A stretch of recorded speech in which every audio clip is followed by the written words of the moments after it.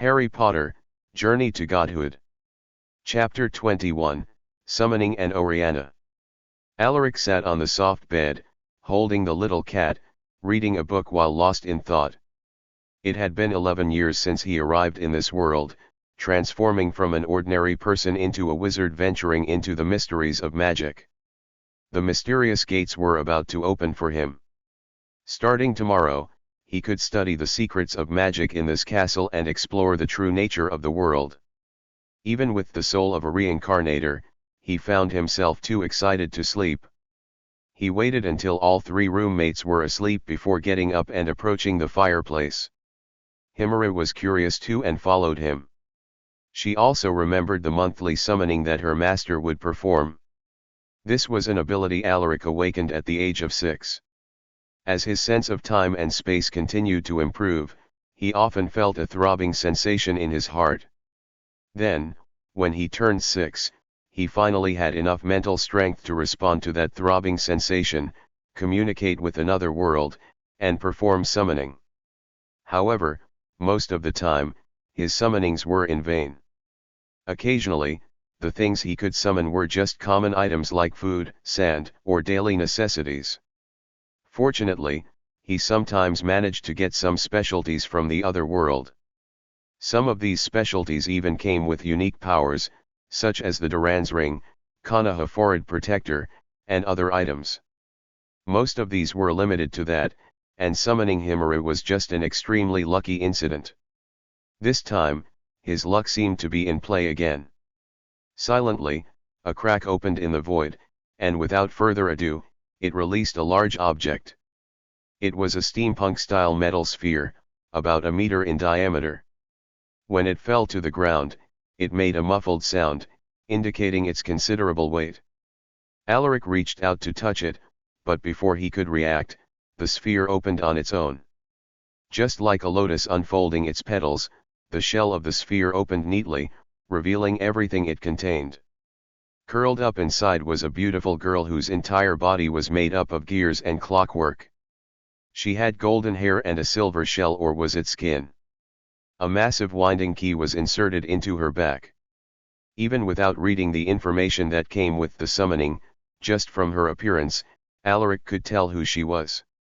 Valoran Continent, the Lady of Clockwork, Oriana. The origin of the Clockwork Maiden Oriana had 2 explanations provided by Riot Games.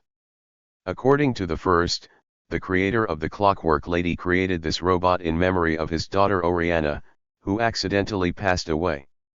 In the second explanation, Oriana was once a girl with flesh and blood. However, an accident in the lower levels of Zon indirectly caused her to contract a severe illness. Her body, gradually deteriorating, had to be replaced with precise artificial organs, one after another, until there was no human flesh left in her. Oriana herself was proficient in precise mechanical manufacturing. Her mechanical heart and the ball-shaped puppet were all crafted by her own hands. According to the so-called scientists in Valoran, their version of science was quite different from Earth science. It was a unique blend of magic and technology that they referred to as Hextech. In other words, Oriana's proficiency in precise mechanical manufacturing included some knowledge of Valoran's magic. The collision of magic between Valoran and the wizarding world of Harry Potter? It was indeed an interesting idea, but the current priority was to understand Oriana's situation. However, how could he awaken, or rather, activate the mechanical girl in front of him? After pondering for a while, Alaric finally came up with the most obvious solution: wind up the key. What was the significance of the giant winding key behind Oriana? Perhaps, it was also a way to initiate Oriana. He walked behind Oriana and tried to turn her winding key. Turning the key was even simpler than he had imagined. Alaric only exerted a little force, and it could be easily turned. As the shaft turned, it emitted the sounds of springs and gears. However, it quickly quieted down, just like a machine that had been idle for a long time and became smooth after being restarted. Only the sensation of turning the key constantly reminded Alaric that he was facing a mechanical creation. After Alaric turned the key counterclockwise 3.5 times, it reached its limit. When he let go, the key began to rotate steadily and slowly clockwise. With this rhythmic rotation, Alaric could feel a spiritual throb, a soul awakening within the mechanical body before him. It established a contract-like connection with his own soul. This feeling also occurred when he summoned Himari. This was probably his summoning technique, signing a contract between the summoning and the summoner after summoning a creature. He could feel himself taking the lead in the contract, unveiling the secrets of the souls of both Oriana and Himari. As the key continued to rotate, the magical glow began to emanate from the intricate patterns on Oriana's mechanical body. Alaric turned to look at his 3 roommates.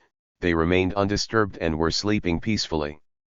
After about a minute, the glow gradually dissipated. Following that, Oriana suddenly opened her eyes. The crystal, or rather, crystal-crafted eyes emitted a golden light. Curling up, she sat on the ground, hiding her little face behind her knees. Only her sparkling eyes stared at Alaric, revealing an emotion that no machine should possess. Chapter 22, The Lady of Clockwork and Shrinking Charm. At this moment, she gazed at Alaric, and Alaric gazed back at her. Their eyes met. "Hello, Oriana." Alaric reached out his hand to her. "Hello, Daddy. I'm so glad to see you." Oriana happily took Alaric's hand and stood up. Her voice was very pleasant, but her pronunciation was a typical mechanical style, and her tone was not even as human-like as an AI assistant like Siri. However, Alaric could sense emotions in her voice that surpassed what beings like Siri could express human emotions. Her hand was cold but had a warm texture, covered with delicate patterns. When he pulled her up, Alaric felt a bit of strain. After all, she was an all-metal mechanical body, and he estimated that she weighed around 100 kilograms. Standing up, Oriana held the metal hem of her skirt with both hands, elegantly performing a standard curtsy to Alaric. Then, with a wave of her right hand, the metal shell that served as packaging immediately closed and folded into a half-meter diameter metal ball on the ground. The gears on the surface of the ball started running, and silver-blue light emerged from the embedded crystals. It then smoothly floated up. So, this was her puppet. The Clockwork Lady, Oriana, finally unfolded completely before him. Seeing this, Alaric could finally ask the question that had been lingering in his mind. "Oriana, why do you call me Daddy?" However, he did not get the answer he expected. "Daddy is Dad." That was her answer. Next, Alaric inquired about her abilities. Oriana, being obedient, answered all questions, giving Alaric a general understanding of her. Oriana did indeed possess human-level intelligence. However, since her thought core was based on hextech and soul technology, it formed personality rather than computation. Thus, she didn't have the computational power like a regular computer. This was the difference between hextech and scientific technology. Both had intelligent cores, but the former excelled in spirituality and soul, while the latter excelled in computational speed. However, Alaric believed that this could be upgraded. By using magic to simulate electronic technology, manufacturing a CPU, and unifying the language for programming both the CPU and the thought core, Oriana could have another brain as a hextech CPU. This way, the thought core could focus on personality and emotions, while the CPU focused on computation. Oriana could become a super artificial intelligence with human thought patterns and the logical and computational abilities of a supercomputer. Regarding her knowledge, Oriana behaved like a patient with amnesia, having a complete blank in her memories of past experiences but possessing sufficient common sense about life. Furthermore, she was indeed highly skilled in the precise mechanical manufacturing of hextech. Although Oriana was a long-range hero in League of Legends, in reality Oriana had considerable close-quarters combat capabilities. Her metal shell was sturdier than Alaric had imagined. Conventional physical attacks at the level of missiles couldn't budge her metal shell. Moreover, she had strong resistance to magic. Powered by the Hextech crystal heart, she also had substantial power, with a maximum output reaching several tons or even tens of tons. In addition, she could launch magical missiles from her palm, a functionality similar to Oriana's basic attack in the game. She possessed an anti-gravity system to maintain her suspension. At maximum output, it was equivalent to flying, although the speed couldn't exceed the speed of sound.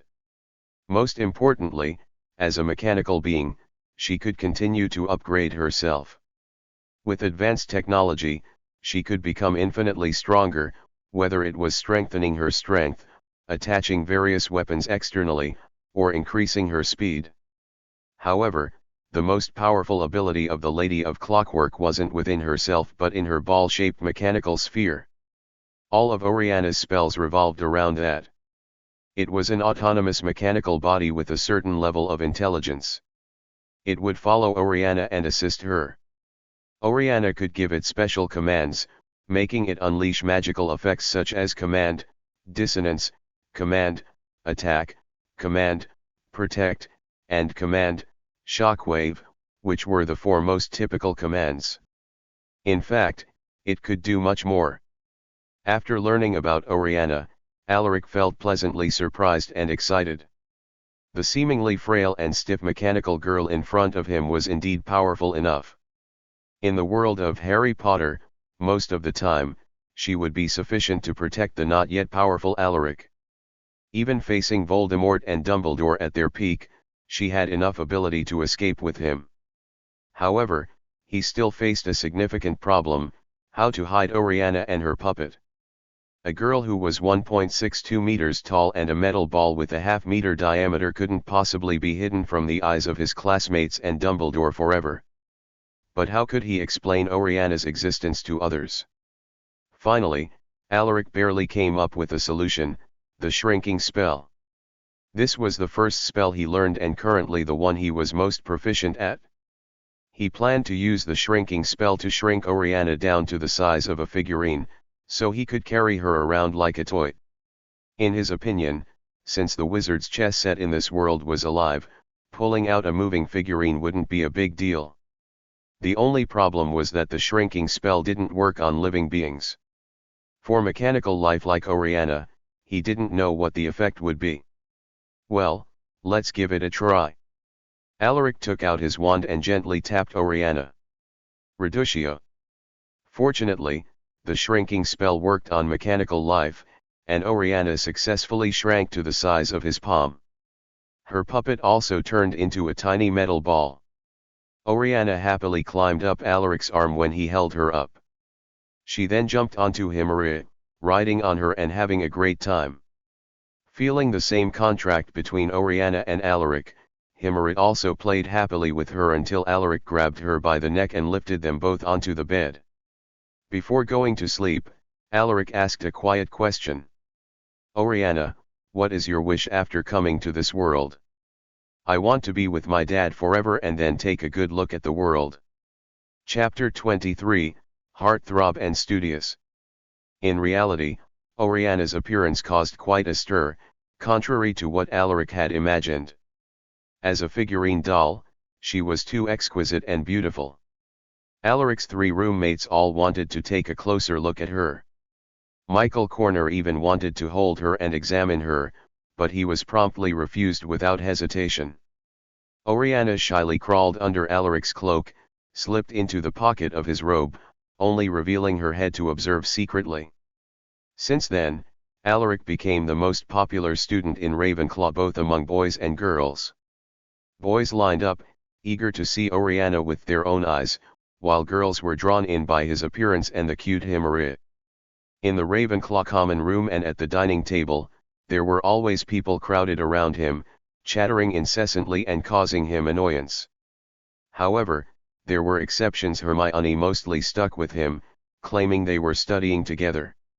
Cho Chang always shuttled back and forth between her original friend group and him, but these 2 girls didn't make him feel irritated. Then there was a beautiful senior prefect, Penelope Clearwater, who didn't join the crowd watching him. Although she didn't hide her affection for him, She never did anything to make him uncomfortable. Due to persistent harassment, Alaric often wore a cold expression to discourage strangers from approaching him. The result was that, in the eyes of most people, he was molded into an aloof image. Boys and girls gradually stopped approaching him, but to Alaric's dismay, his popularity among girls continued to rise. These girls even called him Prince Charming and Heartthrob. Whether they had Stockholm Syndrome or were masochistic, he didn't know. Among the boys, only his 3 roommates had truly become friends with him so far. Especially after learning that he was a Muggle-born orphan from an orphanage, Slytherin boys began to consciously reject him. "You're just a superficial mudblood." Draco Malfoy once commented on him like this in front of him. The result was that in the entire break he was hit by the Levi Corpus spell and hung upside down on the corridor ceiling until Professor Snape, who rushed over after hearing the news, saved him before the class. As a result, Ravenclaw lost 10 points, but no one blamed Alaric. Gryffindor students even developed a higher opinion of him. For Alaric, these welcomes or resistances were meaningless. His main goals were studying plots and learning magic. In fact, for the professors, Alaric was undoubtedly an excellent student. He could perfectly complete the tasks assigned by the teachers in Transfiguration, Charms, and Potions. No classroom question could trouble him. Of course, there was the famous know-it-all Miss Granger. This pair of inseparable study nerds was loved by the professors, and Ravenclaw's house points were skyrocketing. They were also regulars at Madame Pance's library. After class, the two of them always went to the library to continue studying, and Cho Chang also joined them, studying together until finishing their homework. For Alaric, this kind of studying reminded him of his high school days, making him feel somewhat nostalgic. He had always been a person who could endure studying, and when the content wasn't the somewhat dull high school curriculum but interesting magic, he wished he could spend all his time on it.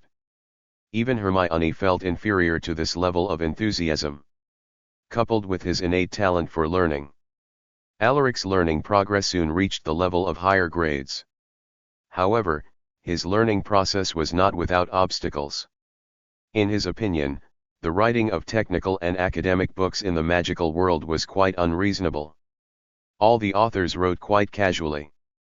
They would use large sections of gorgeous but useless rhetoric, often interspersed with extensive psychological descriptions and records of their own actions.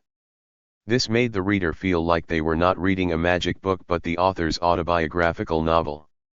Moreover, the masters in the magical world were quite arbitrary in their choice of technical terms. In their academic circle, there was no term like scientific name. Most academic terms were based on conventional usage. For the same magic, different authors described it in completely different ways, and quite arbitrarily at that, often leaving readers bewildered. They also didn't have terms like professional names or academic language. As a result, Alaric often had to spend a considerable amount of time after reading a book organizing the knowledge, removing 80% of useless rhetoric and stream of consciousness, and comparing with other books to eliminate possible repetitions. Since it was common to find 2 books mentioning the same spell but using different names and descriptions. Then, he would use more professional and concise words to record his findings. In less than a week since the start of school, he had already filled half of a notebook. He believed that his notes, created by constructing his own system of professional vocabulary and recording it using academic paper style, were more concise and effective than these magical books. He estimated that by the time he achieved his goal of reading all the books in the Ravenclaw Common Room and Hogwarts Library within the 7 years of school, his recorded notes would be enough to encompass the vast majority of the magical world's knowledge. Chapter 24, Anecdotes and Flying Class. Extra Chapter. In Alaric's eyes, all the professors at Hogwarts were undoubtedly highly accomplished. Even Severus Snape, with his gloomy and awkward demeanor, was still deserving of being a master in potions, in Alaric's opinion. The only 2 classes he found difficult were History of Magic and Defense Against the Dark Arts. Alaric felt that the history of magic class was not very useful for him. Remembering the time of the Goblin rebellions and the establishment of magical laws seemed meaningless. As for the defense against the dark arts class, Professor Quirrell was not only foolish but also sinister. Alaric couldn't learn anything useful from him. So, whenever these two classes came around, he would discreetly skip them and hide in the library. Professor Binns, the history of magic teacher, was completely unaware of this. The ghost, who had lived for almost 1,000 years, had very limited knowledge of the students. He had never even correctly called a student's name. As for Professor Quirrell, he dared to be angry but dared not speak. He was a weak-willed person with Voldemort living on the back of his head, making him paranoid and fearful all the time. Apart from studying, other aspects of life at Hogwarts were quite interesting, such as the moving staircases. There were a total of 142 of them. Some were wide and big, others were narrow and shaky. Some changed directions every Friday, and some went only halfway, with a step disappearing suddenly, forcing you to remember where to jump. Moreover, there were many doors that won't open unless you ask them politely or poke them in the right place. Some doors were not real doors at all, just solid walls that looked like doors. Remembering where everything was not easy because everything seemed to be constantly moving. People in the portraits also visited each other constantly, and even suits of armor could walk. For Alaric, experiencing these moving staircases in person was entirely different from watching them in movies or reading about them in books.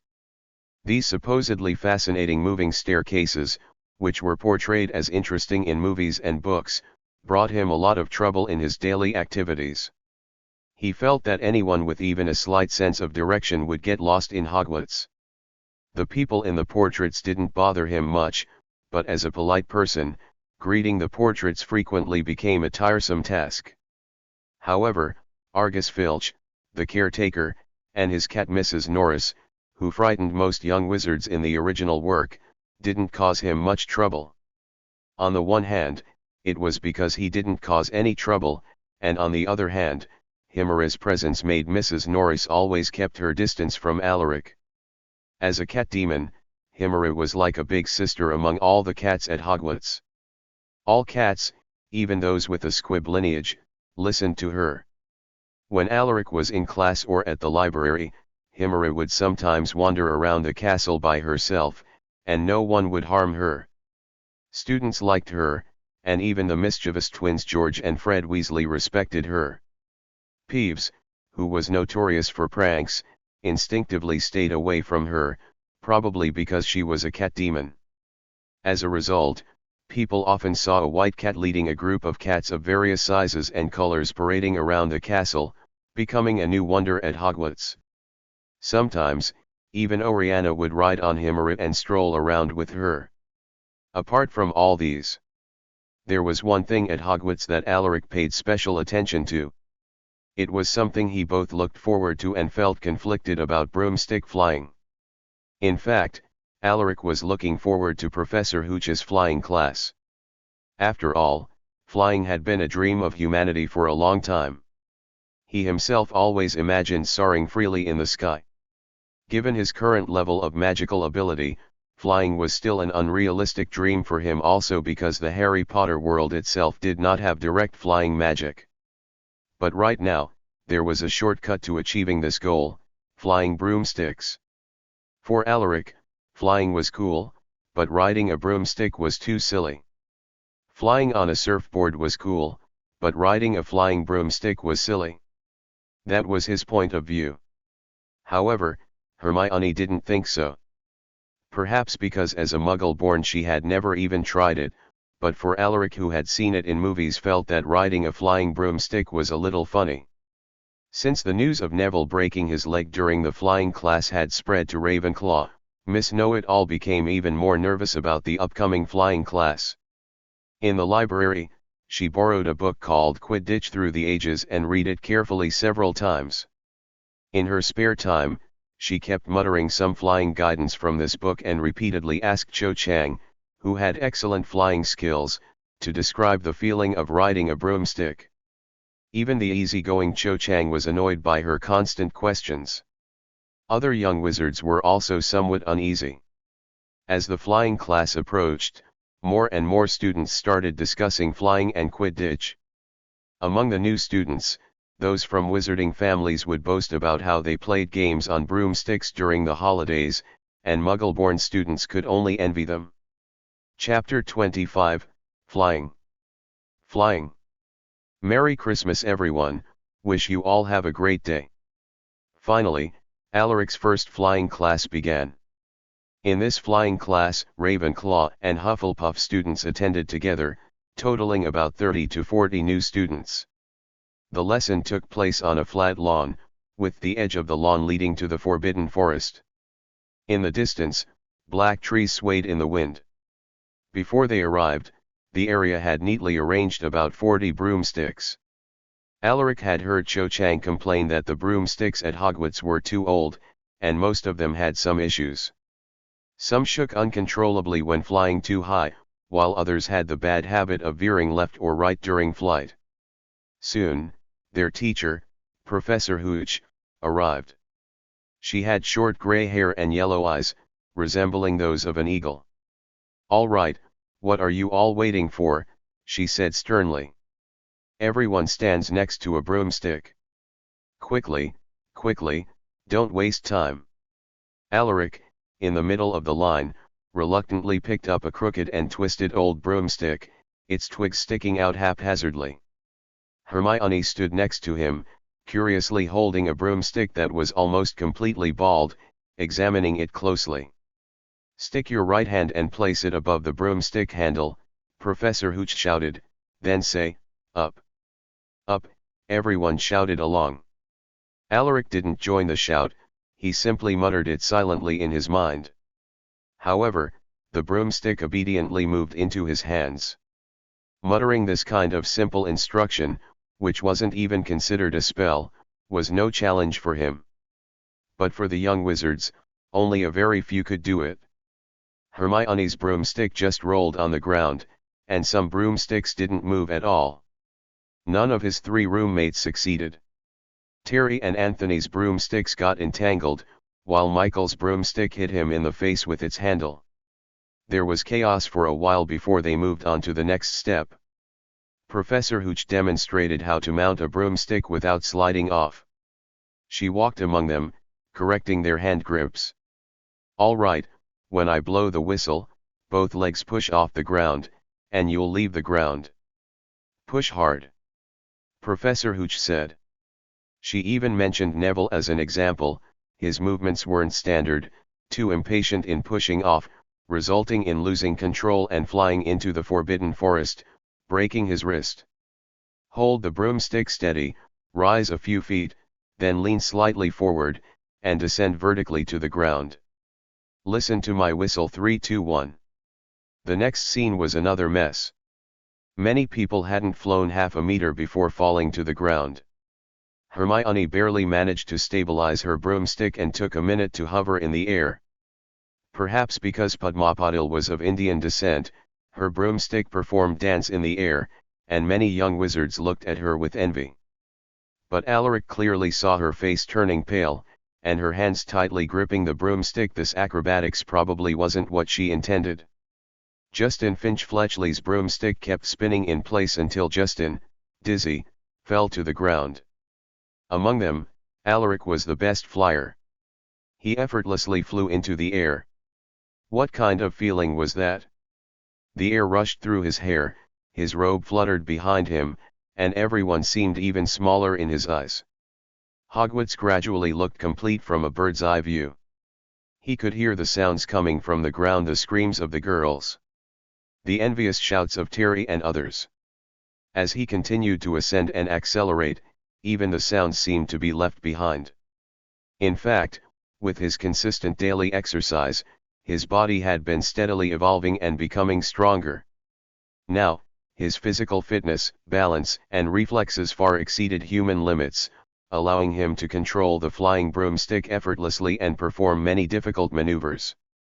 He was riding the broomstick, shuttling through the Hogwarts sky. He dived through bridge arches, circled around towers several times, and could even do some rolls during the dives. The rapid flight deeply stimulated his nerves, and adrenaline made his blood boil. In the past, he had always been steady and calm. Even in his previous life, he hadn't done anything too outrageous. But now, this kind of flight made him discover another side of himself, an eagerness for excitement, a desire to challenge limits. The feeling of conquering life and death in the midst of danger was irresistible. Maybe I was never a person who could stay put. Yes, perhaps I am not a law-abiding person by nature. Thinking like this, he became more and more bold in his flight. He thought of the aerobatic performances he had seen at Ayre's house. Those pilots, operating planes indirectly through controls and dashboards, could still complete so many dazzling and exaggerated maneuvers. Now, controlling the flying broomstick himself, with several times the operability and flexibility of a pilot, there was no reason he couldn't perform those maneuvers. Riding the broomstick, he returned to the sky above the lawn.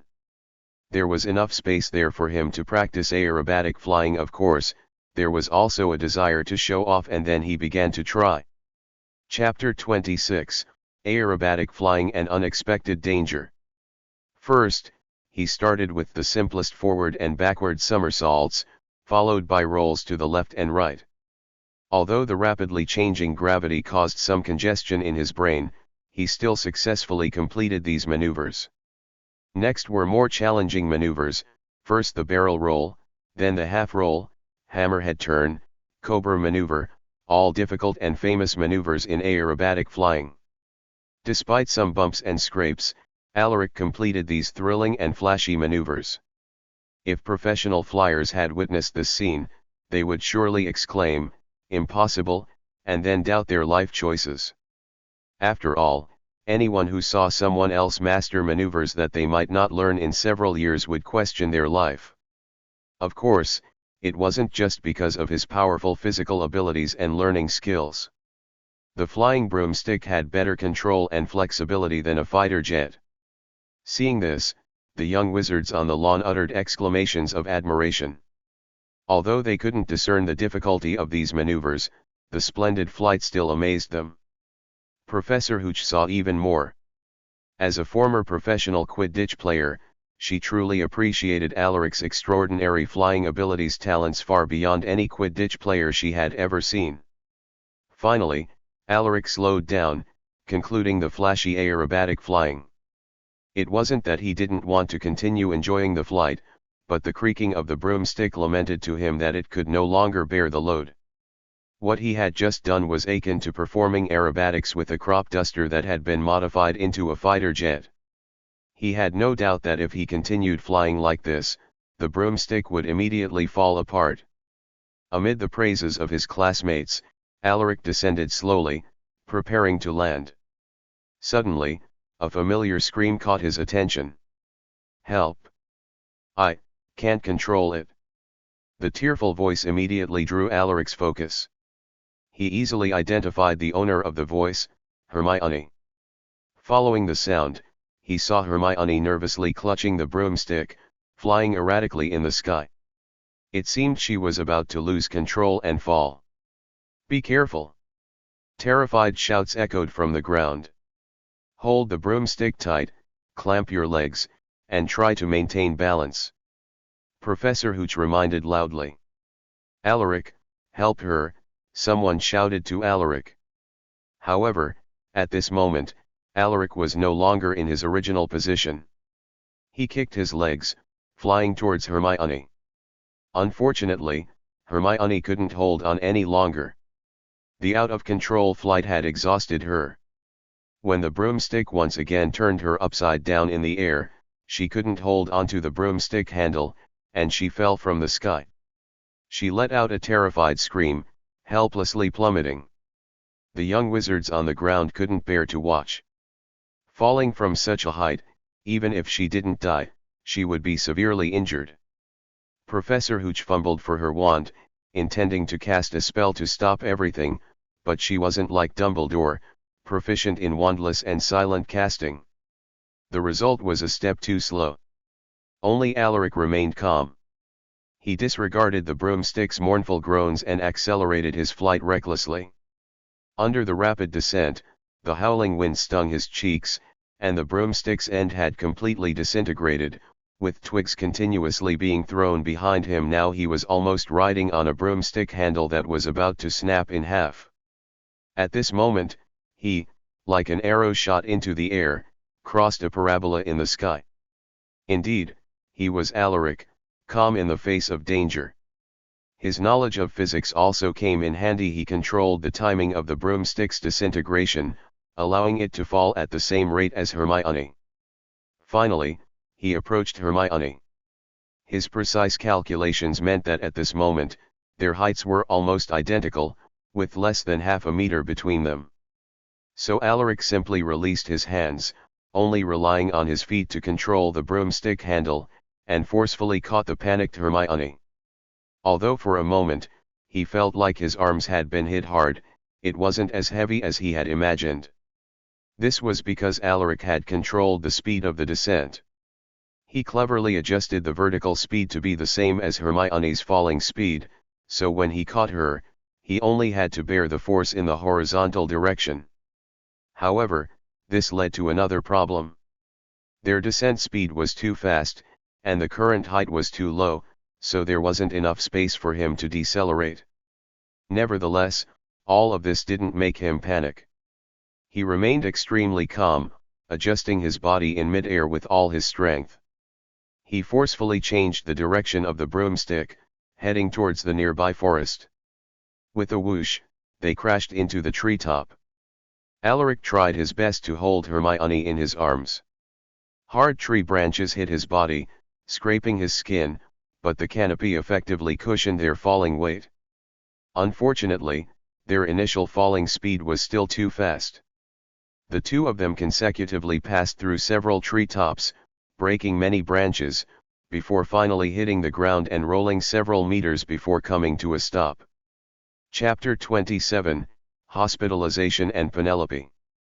Alaric and Hermione fell into the forest together, and Professor Hooch and the young wizards crowded around, creating a chaotic scene. Hermione was the first to be helped up. Her long, curly hair was a mess, covered in wood debris. Her face was pale, but she wasn't injured. Alaric, who was taller than her, had shielded her well. Her roommates Lisa Turpin and Parvati Patil rushed forward and hugged her, offering comforting words. However, compared to Hermione, Alaric had a much worse situation. In order to protect Hermione, he had borne the brunt of the damage, whether crashing into the treetops or hitting the ground. The current Alaric was beyond just being described as disheveled. Blood, seeping through his messy black hair, ran down his face. His exposed skin was covered in wounds and scratches, and his hands were completely powerless. The skin beneath his clothes was bruised. In fact, the current state of Alaric was far from simple. He hadn't suffered a major fracture or excessive bleeding, purely accidental. Madame Malkin had crafted a cloak and school uniform for him using the best materials, expressing her gratitude for his design. The quality was top-notch and enchanted. In the accident, this set of clothing effectively protected him, combined with his superhuman physique, preventing him from breaking his neck. Seeing Alaric's miserable state, before Terry and his other roommates could react, the girls around him nervously rushed forward. Regardless of their familiarity with Alaric, they all looked devastated, tense as they helped Alaric up and supported him toward the infirmary. "I'm so envious." Michael watched the retreating crowd and couldn't help but question life. Why couldn't he have such attention from girls? Anthony nodded in agreement. Turns out, being handsome allows you to do anything. Next to them, Hermione finally regained her senses. She struggled to run toward Alaric's direction, managing to squeeze through the crowd to get to his side. Seeing his wretched state, Hermione exclaimed, "Oh," and burst into tears. "It's all your fault. You've made him like this." A Hufflepuff girl nearby accused her. "Guilty as charged." A Ravenclaw girl chimed in. Hermione instantly became the target of everyone's blame. The girls turned their grief over Alaric's injuries into anger towards Hermione. They took turns accusing her. Amidst the anger, jealousy played a bigger role. The girls turned their sorrow over Alaric's injuries into resentment towards Hermione because he had been rescued by their heartthrob. They expressed their feelings through a barrage of accusations. But this time, the usually strong-willed Hermione didn't fight back. She staggered along with the group escorting Alaric, displaying an attitude of extreme guilt, accepting all the hits and accusations. As for the boys, they were left standing there, looking at each other. Deep envy filled the hearts of everyone. The first flying class for Alaric concluded hastily. After class, a piece of significant news quickly swept through Hogwarts. The heartthrob of the Ravenclaw first-year boys, Alaric, had actually been injured during flying class. This news caused a sensation in Hogwarts. The last person injured in a flying class was Neville Longbottom from Gryffindor. Although it happened just a day ago, it didn't create the same uproar. The door to the infirmary was quickly filled with girls coming to visit Alaric. Madame Pomfrey repeatedly drove them away, but the girls were relentless, with a constant stream of girls wanting to see him. The boys, on the other hand, were caught in a vortex of envy and self-denial. This incident truly revealed the charm of the heartthrob. No one expected Alaric's popularity among girls to be so high, and because of his selfless act of saving someone, his popularity was still rising. In comparison, the other boys seemed completely unattractive, leaving them deeply wounded. Looking at it this way, after Alaric was discharged, he would undoubtedly become the public enemy of the boys. When Alaric woke up, it was already the next morning. He raised his head and saw Hermione leaning on the bedside. The young girl hadn't woken up yet, with red and swollen eyes, evident tear stains near her eyes. It was clear she had cried for a long time last night, and her breath sounded a bit heavier than usual. Next to her, curled up, was Himari, while Oriana was in a dancing pose, standing on the bedside table without moving, pretending to be a real toy. Hearing his movement as he woke up, an elegant girl appeared at his bedside. She was Penelope Clearwater, the Ravenclaw prefect. She held a basket in her hand and calmly approached the bed. From the basket, she took out a jug of milk, a sandwich, a portion of fries, a stack of fried eggs, and a stack of fried fish. All your usual breakfast items. I remembered, so I picked them for you. Check if they suit your taste. Facing Alaric's surprised gaze, she responded, "You were unconscious all night, and you haven't eaten anything. I was afraid you'd be hungry. Also, the fish is for your little cat." She not only remembered his eating habits but also remembered to feed his cat. Even in the previous life, Alaric had never encountered a girl who cared about him and understood him like this. At that moment, Alaric was truly moved by her gentle smile. Chapter 28, Apology and Consolation. Smelling the smell of food, Himari quickly woke up. She licked her owner's face to show intimacy, then sat upright in front of Penelope, looking at her with an expectant expression. Penelope smiled gently at her, poured a plate of milk, and then served the grilled fish. Himari happily started eating. Unlike other cats that gulped down their food, she ate with unusual elegance, sipping the milk and nibbling at the fish, behaving like a true lady. Alaric also started eating breakfast. His eating movements were rougher, having been sent to the infirmary and sleeping most of the day after taking Madame Pomfrey's healing potion. He was thirsty and hungry. Penelope, on the other hand, didn't seem to mind. While he wolfed down his food, she observed him with an appreciative look. Same eating actions, some people just look uncouth, while others are called genuine. Any judgment about a person varies. After taking a bite of the sandwich, Alaric suddenly thought of something and looked up, asking, "Do you have more breakfast? Hermione probably hasn't eaten yet."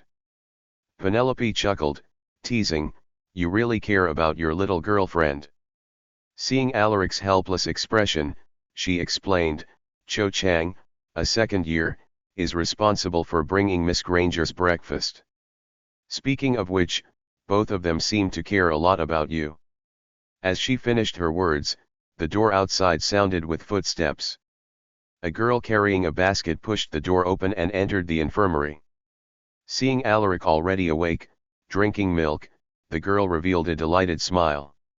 However, she didn't make a sound, just unconsciously quickening her steps. "You finally woke up. We were all worried about you." Cho Chang sat at Alaric's bedside, taking out Hermione's breakfast from the basket as she spoke. "Last night, all the girls at Hogwarts were worried about you." At this point, she frowned slightly, seemingly dissatisfied, but quickly let it go and turned her attention back to him. "Madame Pomfrey gave you a quick recovery potion. She said you'd be fine after just one night. How are you feeling now?" As for Hermione, she hurried to wash up immediately after waking up. Yesterday, she cried for a long time and then slept at the bedside for a night, making herself look messy. She didn't want Alaric to see her unprepared and messy side, of course, relatively speaking. "I'm feeling better than ever now. I could even leave the hospital right away." Alaric stretched lazily, twisted his neck, feeling completely normal. This casual attitude angered Cho Chang. She spoke sternly, "Don't even think about it. Before leaving, you must have a proper checkup with Madame Pomfrey." Alaric was nonchalant about his health, which Cho Chang found hard to tolerate. All right. Alaric shook his head helplessly, but he was secretly pleased. Seeing him looking tired, Cho Chang's tone softened, comforting, "Your appearance with blood all over last night scared us. We were all worried about you." Hermione cried for a whole night. But her words were immediately interrupted. Hermione, who had just finished washing up, rushed in. Hearing Cho Chang's words, she instinctively raised her voice to refute. "I didn't cry all night." But the next moment, after noticing Alaric beside her, her voice immediately softened. "I'm sorry." She stammered an apology to Alaric. Lowering her head almost buried into her chest, assuming she had one, making her face completely invisible. "It's all my fault, making you get hurt." Speaking so meekly, this doesn't sound like the usual Hermione. Alaric smiled slightly, teasing, "The Hermione I know is a smart, proud, and stubborn girl. She boldly speaks her mind about anything. I'm neither proud nor stubborn." Hermione couldn't help but raise her head to argue, but when she saw Alaric's face, she involuntarily lowered her head again, stammering, unable to speak. "Never mind, you don't have to be like this. Saving you was my willing choice. We're friends, right?" Alaric patted her head reassuringly. "I couldn't just stand by and watch you fall to the ground. What if you broke something important?" But her tone still seemed on the verge of tears. "But, if it weren't for me being reckless, you wouldn't have almost fallen, let alone get hurt." "Is that so?" Alaric was slightly surprised. "But why did you act so recklessly?" I saw you fly so well, and I thought I could do it too."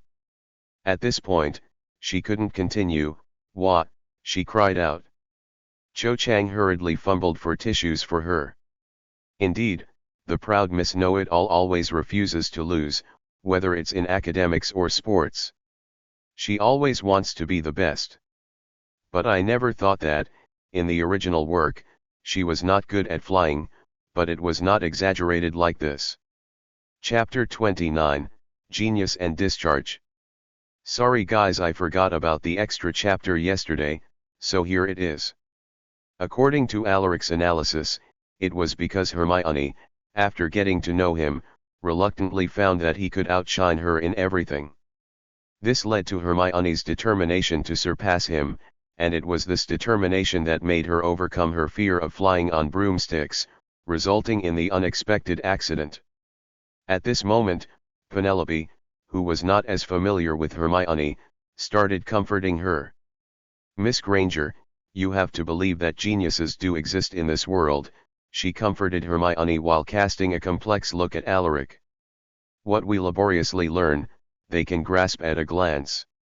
The magic we practice repeatedly, they can cast after trying it once. Some people may not accept this. They strive and spare no effort to compete with geniuses. Sometimes hard-working ordinary people can surpass lazy geniuses. The worst situation is when the genius not only learns faster than us but also works harder than us. In such cases, ordinary people who want to surpass geniuses will only end up with a broken head. However, why compete with geniuses? We should accept the gap in talent and then compare ourselves with people with similar talents. Only then can we avoid undermining our confidence. Being strong only hurts ourselves. In addition," she looked at Alaric with some sadness and added, "people of his level are truly rare. He is a true exception, isn't he?" After hearing her comforting words, Hermione nodded tearfully, feeling relieved. Alaric could only awkwardly scratch his nose. Being praised like this face to face made him feel a bit strange, but he took the opportunity to comfort Hermione. "In fact, we understand your personality, so it doesn't matter how strong you act. But never play with your life when being strong, okay? This time I got injured is just a small matter. At least, I still have the chance to save you. But if you have another accident and I'm injured, I won't be able to save you. What would you do then?"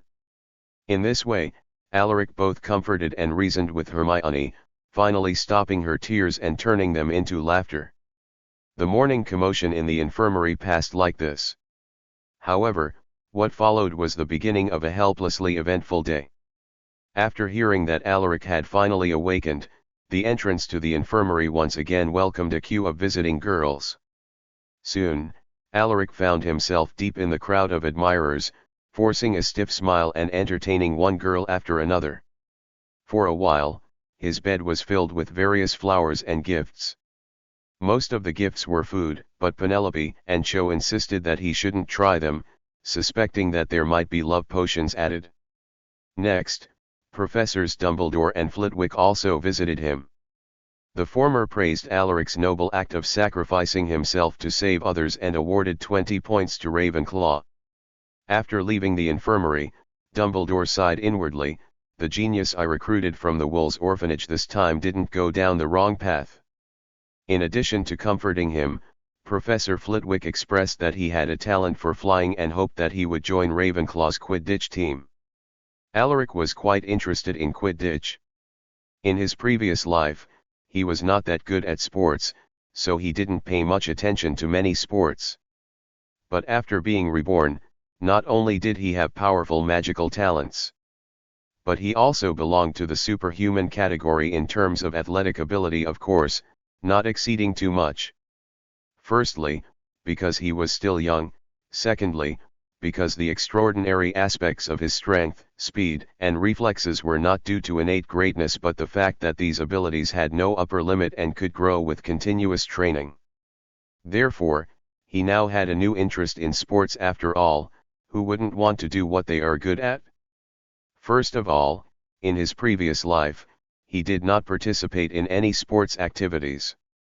The famous plot where one gained the attention of their classmates and the admiration of girls by showing their prowess in football or basketball was something he couldn't relate to as a homebody.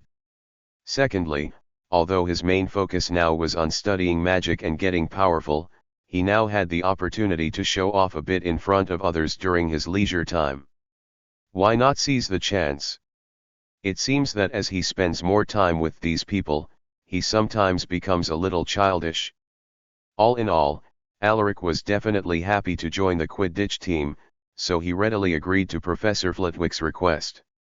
At the strong recommendation of Cho and Penelope, and for health reasons, Alaric reluctantly stayed in the infirmary for another day before finally being allowed to be discharged. Chapter 30, Chaser and Challenge. After Alaric was discharged, Roger Davies, the captain and chaser of the Ravenclaw Quidditch team, immediately approached him and sincerely invited him to join the Quidditch team as a seeker. In Quidditch matches, each team has 7 players, including 3 chasers, 2 beaters, 1 keeper, and 1 seeker. There are 4 balls used in the game, 1 golden snitch, 2 bludgers, and 1 quaffle. The keeper guards the goal posts of their own team, preventing the opposing players from scoring goals. The 3 chasers are responsible for throwing the quaffle into one of the opposing team's goalposts to earn points for their team. The 2 beaters protect their teammates from bludgers and hit bludgers towards the opposing players. The seeker is responsible for searching for the golden snitch in the field, catching it, and ending the game. The team that catches the golden snitch gets an additional 150 points. However, winning the snitch doesn't necessarily mean winning the game because the point difference between the 2 teams may be greater than 150 points. Usually, the seeker is the key figure on the pitch and the most prominent star. Generally, the player with the lightest body weight and fastest flight becomes the seeker. However, for Alaric, becoming a seeker was not his preference. He felt that being a seeker, where the whole game revolves around searching for 1 ball, would be quite boring. It was not only monotonous but also lacked interaction with other players throughout the game. Compared to being a seeker, he would prefer to be a chaser. Among the positions of seeker, chaser, and beater, the chaser in Quidditch was more like a player in football or basketball. Chasers cooperate with each other, scoring goals or preventing the opponents from scoring. Alaric believed that his physical talent not only allowed him to fly fast but also gave him stronger physical confrontation abilities, enabling him to perform more complex and challenging maneuvers during flight. The seeker's skills are like Bolt's, they are simply faster. On the football field, Bolt can take the ball and run as quickly as possible, but that's about it. However, to become a real football player such as Ronaldo or Messi, not only speed is required, but also physical fitness, skills, and other abilities are required.